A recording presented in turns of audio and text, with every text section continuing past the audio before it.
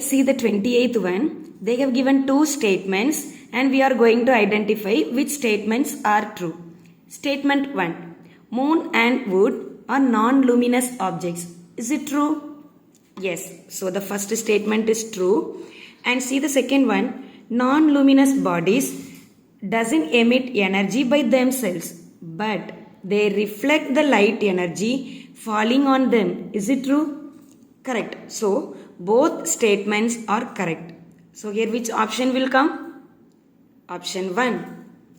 Then 29th one. Again two statements they have given. We have to identify which statement is correct or wrong. First statement. A source of light which is the size of the pin head. We all know pin. So any source of light which is the size of pin is called point source of light. Is it correct? Yes. Then statement 2. Any source of light which is bigger than the point source of light is called extended source of light. Is this true? Yes. So the given two statements are correct. So which option will come? Just pause the video and find the answer. Have you all found? Very good. Option 1. Then 30th one. Again two statements they have given. Let's find. Virtual image cannot be taken on a screen. This is the first statement. Yes. Image that cannot be obtained on the screen is known as virtual image. What is the opposite of virtual? Real. That means we can get the image on the screen. So the given two statements are correct. So here the option is third one. Now let's see stage 2. Question number 1.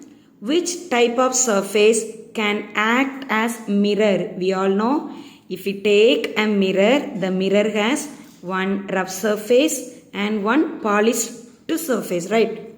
So here which type of surface can act as mirror? Polished surface. So what is the correct answer? Option 1.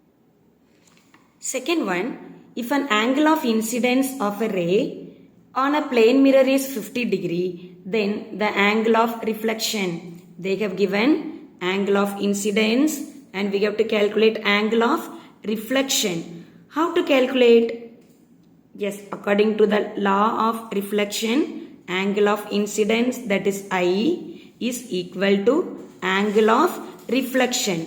If the angle of incidence is 50 degree, what is the value of angle of reflection? Yes, that is also 50 degree. So what is the correct answer?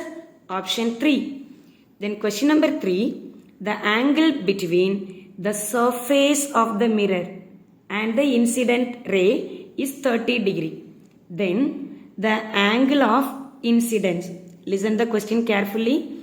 The angle between the surface of the mirror. So let me draw a mirror and this line. This side represents rough surface and this one represents polished surface. Right. So the angle between the surface of the mirror and the incident ray is 30 degree. Okay.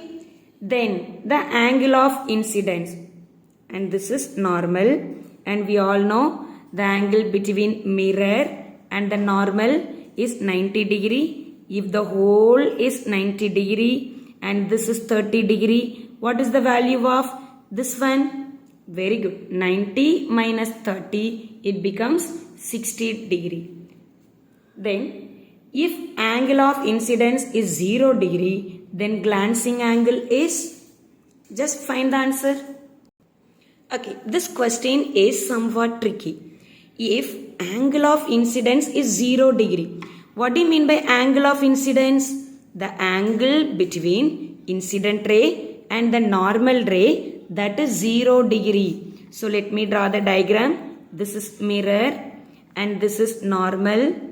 So the angle between normal ray and the incident ray is 0. So 0 means the incident ray that falls on the normal ray itself. Then only we get the value 0. Right. Then glancing angle. What do you mean by glancing angle? The